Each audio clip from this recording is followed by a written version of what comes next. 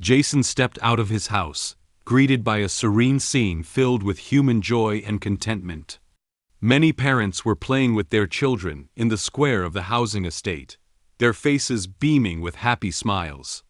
Yet Jason knew that all of this would turn into bubbles in just a month. He quickly walked out of the housing estate. Not far from it was a Michelin 3-star Western restaurant. A meal there would cost at least 5,000 or 6,000 yuan, and Jason had always hesitated to dine there before. But now he didn't care at all. After coming back from the dead, he had to celebrate in style. Upon entering the restaurant, Jason found a table by the window and ordered all the most expensive dishes on the menu. He also asked for a bottle of red wine from Chateau Lafite Rothschild. All of this cost 50,000 yuan. Even the waiters looked at Jason with ambiguous expressions, thinking he must be a wealthy second-generation rich kid. Otherwise, why would an ordinary person splurge on such expensive things for a meal? Jason paid no attention to what others thought. When the table was filled with delicious dishes, he began stuffing his face. Perhaps due to the 6 months he spent in the icy apocalypse, he was so moved by the taste of such delicious food that he was almost in tears.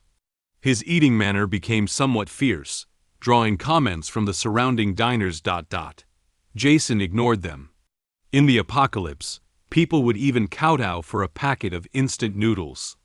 All civilization and morality would be gone with the wind. While Jason was eating in the restaurant, a woman passing by outside the window stopped. She was a woman with long hair, exquisite makeup, wearing Gucci heels, and carrying an LV bag. This woman was Jane, who had killed Jason in his previous life. Next to her was her best friend Olivia. Both of them couldn't help but glance at the Michelin 3-star restaurant as they passed by. They had always been very eager to visit such a luxurious place. Unfortunately, they couldn't afford to splurge there with the money they had.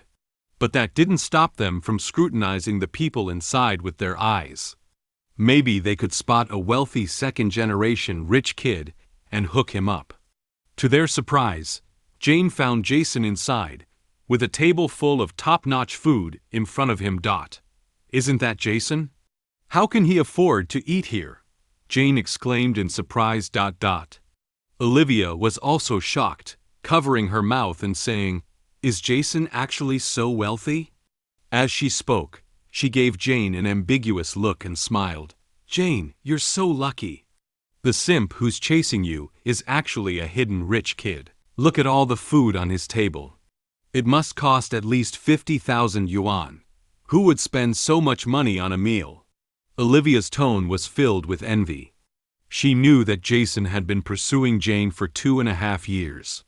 However, Jane had been stringing Jason along, neither rejecting nor accepting him.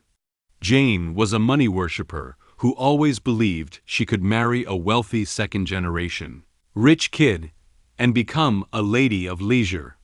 But she was reluctant to give up on Jason, who was well off in Tianhai City with a car and a house. So Jane had been keeping Jason as a backup. Her principle for backups was, not proactive, not rejecting, not responsible. Seeing Jason enjoying a luxurious meal alone today made Jane start to doubt. Could it be that Jason is actually a hidden rich kid? Jane pondered with her chin resting on her hand. The more she thought about it, the more she believed it was possible. Wait.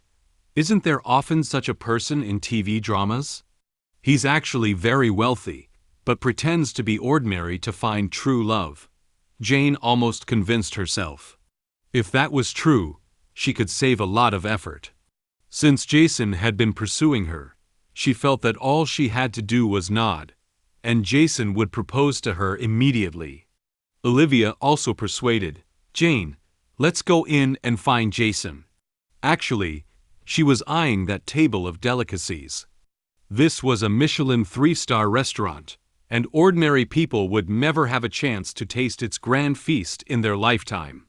Jane hesitated for a moment, but shook her head and said, "That's not a good idea. It might make him think I'm a gold digger.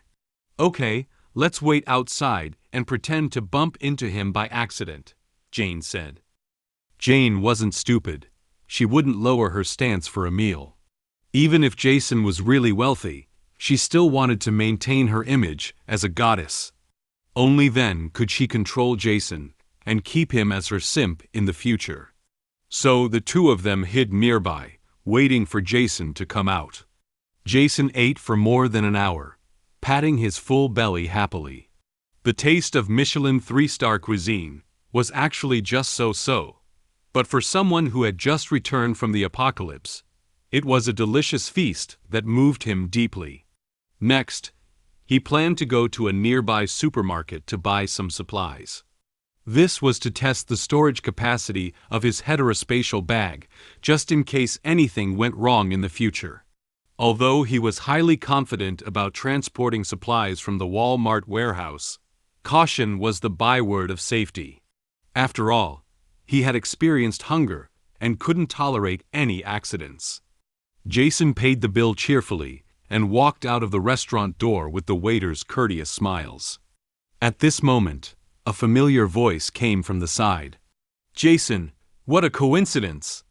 Jason turned his head and saw Jane and Olivia standing there. Jane reached up to tuck a strand of hair behind her ear, deliberately exposing her pale neck and pink earlobe. Jason sneered inwardly. Such tricks were classic moves of a green tea girl. The goal was to make men feel attracted inadvertently. Jane, a top-notch green tea girl and White Lotus, naturally knew this well. Unfortunately, Jason was no longer the naive simp he once was. Not long ago, this woman had caused him to lose his life and die miserably. She even wanted to boil Jason's ribs to make soup. Thinking of this, Jason's gaze suddenly became somewhat cold, filled with naked killing intent. The apocalypse was coming soon, and there would be no problem killing her. Should he stab her? Jane felt chilled to the bone under Jason's gaze and nervously asked, "Jason, what's wrong with you?" Jason quickly concealed his gaze and said indifferently, "Nothing. I mistook you for someone else." He suddenly changed his mind. Letting this woman die like this would be too easy for her. And if he really killed her now, he would probably not escape legal sanctions. Jason didn't want to spend the apocalypse in a detention center. It was better to let her experience the despair of the apocalypse before torturing her to death with his schemes. With careful planning and his memories from his previous life, Jason had 100 ways to make her die painfully. So there was no need to deal with her now. What was most crucial now was to build the safest shelter to ensure his safe and comfortable survival during the apocalypse.